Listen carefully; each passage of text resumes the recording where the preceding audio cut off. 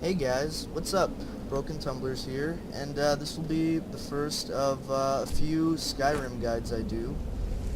This is by far my favorite game out right now. I'm playing it all the time, so I hope you enjoy. This is how to explore a dungeon. So, going right into things, the first thing you want to do is always pick up potions. That's something that you need to get used to. Second of all, in many dungeons, in many caves and whatnot, you're going to find enemies, and what you need to remember is that sometimes they will take care of themselves. You need to know not to jump out because they might turn around and kill you, making you have to start all over. So there are some instances, like this one, where it's a good strategy. Next, use the environment to your advantage. You know, you see spider webs, you need to look up because at that point you're going to know that there's going to be a spider coming down from the ceiling. That's a regular act that they do.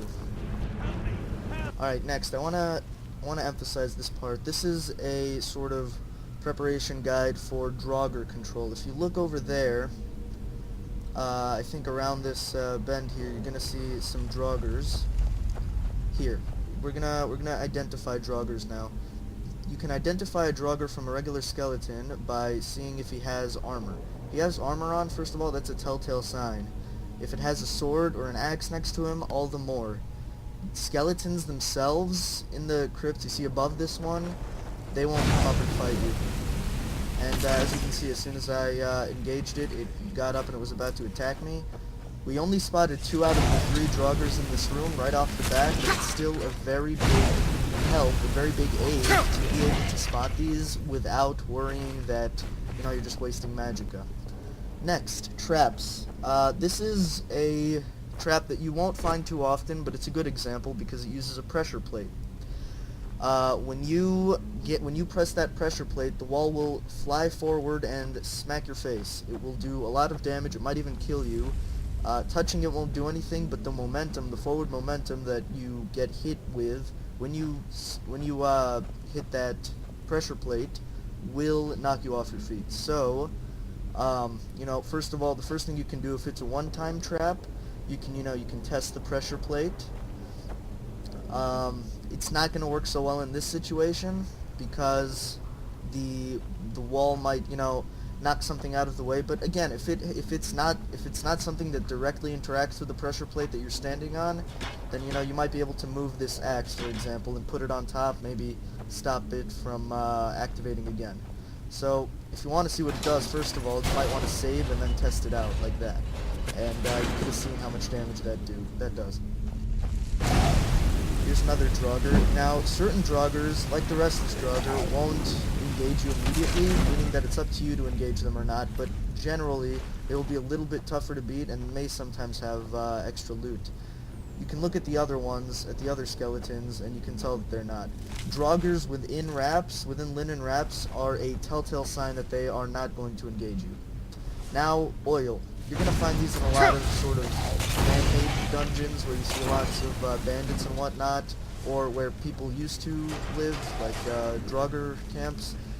And usually there will be a way to light it on fire by use of a lamp, or by magic. Next is making sure that you know your range, because this is very essential when you're doing things from vantage points like here. So, I'm using fire, I'm using the flames spell. Now, I know from my experience that the flame spell doesn't go too far, and if I use it now, all it will do is anger the Draugr and get it running at me. As you can see, it doesn't even touch the ground there, so I can tell that it's not going to be much help. So you need to know your range. Next, I need to signify the importance of knowing how to handle enemies that are already standing, because Draugrs, believe it or not, Draugrs that are not in plain sight usually need some sort of animation to sort of climb out of their tomb or whatever, and during that animation you can put in some damage, whereas Draugrs that are already standing will be harder. Now, this is a claw gate, or whatever you want to call it. I call it a claw gate because you usually find these in a dungeon where you find a claw, such as this golden claw. Now, what you need to do is, because it takes some time to figure out the first time, usually you will have these in your backpack, and if not, there will be another way to open the door. But if you do, then you simply look at the foot of the golden claw, or whatever claw you have. It might be an ebony claw, you know, the coral one, or whatever, and then you just match up the signs here until you get them all right, and then you activate the keyhole. It's pretty straightforward, but you just need to know where to look. So just get used to those instincts and you'll be fine.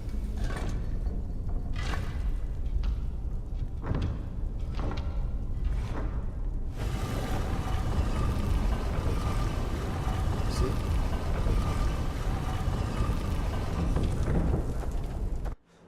Alright guys, thanks for watching my video. I know this was pretty short and straightforward, but I will be doing more, you know, sort of how to survive guides on Skyrim. I hope you enjoy those as well.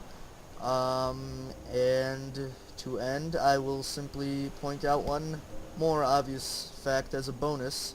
If you want to survive, don't jump off cliffs. Just saying.